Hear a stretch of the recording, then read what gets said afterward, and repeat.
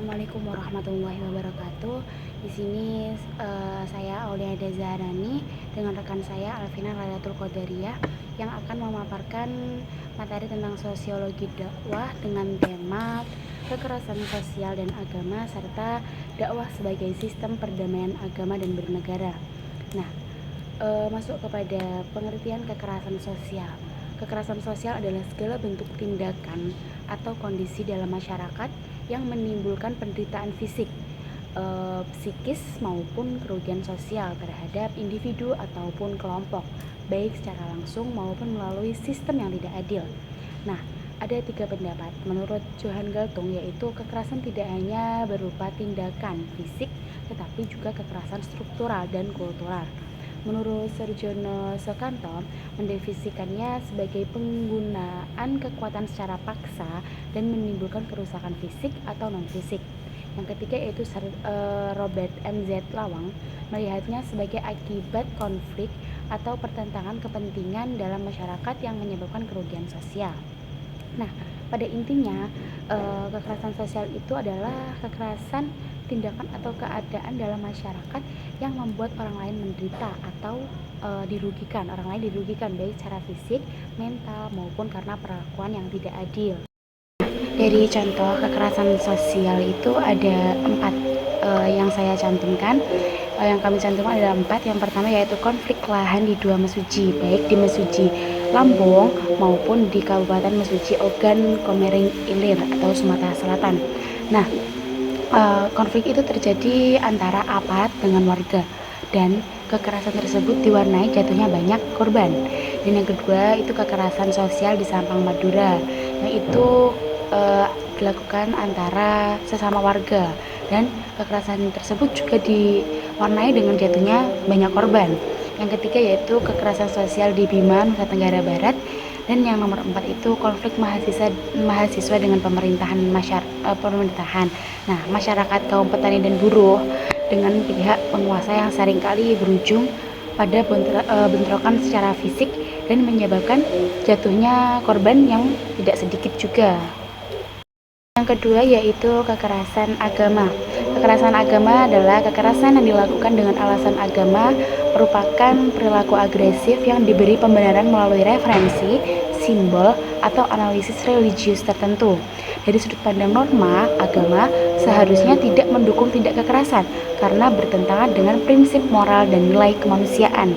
Kekerasan itu dapat muncul karena penafsiran yang sempit, klaim mengenai satu kebenaran, serta adanya kepentingan politik dan sosial yang terlibat yang mengatasnamakan agama.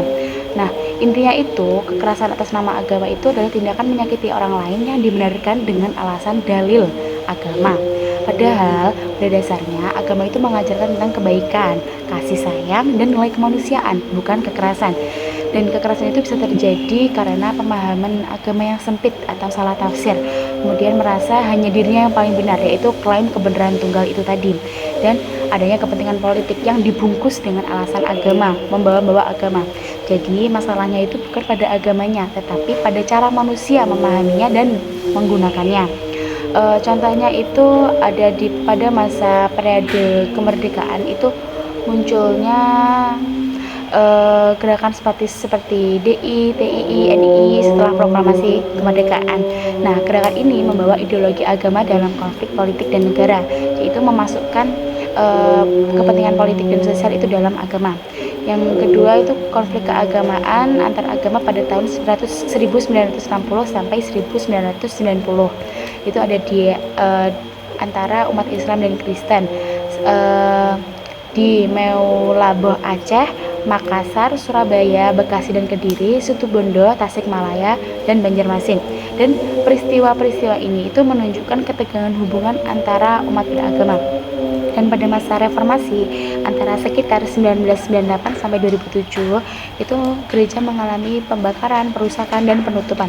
Pada 16 November bendahara GKST ditembak di Poso dan lainnya. Dan konflik di Poso dan sekitarnya itu menjadi salah satu konflik agama terbesar di era reformasi. Baik, melanjutkan dari rekan saya. Selanjutnya ada dakwah sebagai sistem perdamaian agama dan bernegara. Dakwah dalam konteks Islam adalah usaha untuk mengajak seluruh manusia menuju jalan Allah secara menyeluruh melalui lisan, tulisan, dan perbuatan, guna untuk mewujudkan nilai-nilai Islam dalam kehidupan pribadi, keluarga, kelompok, dan masyarakat.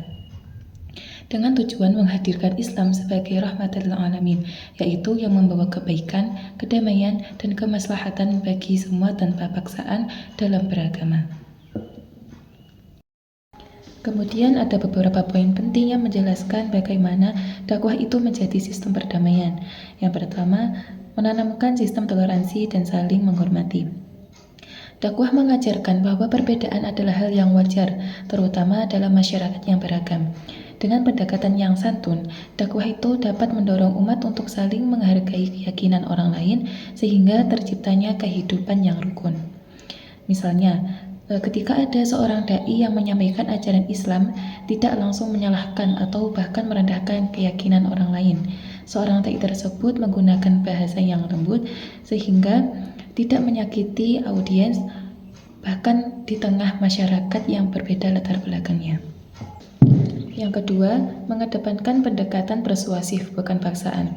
Jadi dalam berdakwah tidak ada unsur pemaksaan, seperti yang terdapat dalam surat Al-Baqarah ayat 256 yang berbunyi, Bismillahirrahmanirrahim, La ikraha fiddin, qad tabayyana rusydu minal ghayy.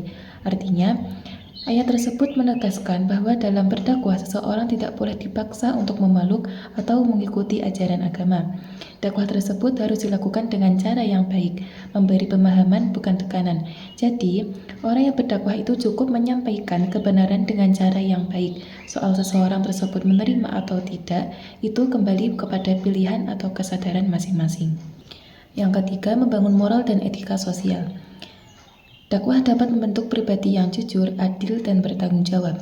Jadi, jika dalam berdakwah, nilai-nilai positif tersebut dapat diterapkan oleh masyarakat, maka kehidupan sosial dan kenegaraan akan lebih harmonis. Karena dari masyarakat itu sendiri tidak hanya mendengarkan dan memahami saja, akan tetapi juga menjalankan. Jadi, secara tidak langsung, dakwah tersebut dapat membentuk moral dan akhlak yang baik. Yang keempat, dakwah menjadi media untuk menyelesaikan konflik. Dakwah juga berperan sebagai sarana mediasi. Ketika terjadi suatu konflik, dakwah bisa menjadi suatu jalan tengah untuk menyelesaikan suatu konflik atau masalah tersebut dengan cara yang bijak. Dengan cara musyawarah dan mempertahankan nilai keadilan, masalah bisa diselesaikan tanpa adanya emosi berlebihan atau dapat menimbulkan kekerasan. Yang kelima, mendukung kehidupan negara yang damai dan adil. Dakwah itu dapat mendorong ketaatan pada aturan yang tidak bertentangan dengan ajaran Islam serta menekankan pentingnya keadilan. Karena hal tersebut sejalan dengan tujuan negara, yaitu menciptakan ketertiban, keamanan, dan kesejahteraan bersama. Dan yang terakhir, menyebarkan semangat persatuan. Dalam konteks bernegara, dakwah dapat menguatkan persatuan di tengah perbedaan suku, budaya, dan agama yang kemudian nilai ukhuwah atau kebersamaan tersebut muncul rasa saling menjaga dan tidak mudah terpecah belah meskipun ada banyak perbedaan di dalamnya. Jadi, dakwah itu bisa menjadi sistem perdamaian karena tidak hanya mengajarkan ibadah, akan tetapi juga dapat membentuk sikap, cara berpikir, dan hubungan sosial yang damai.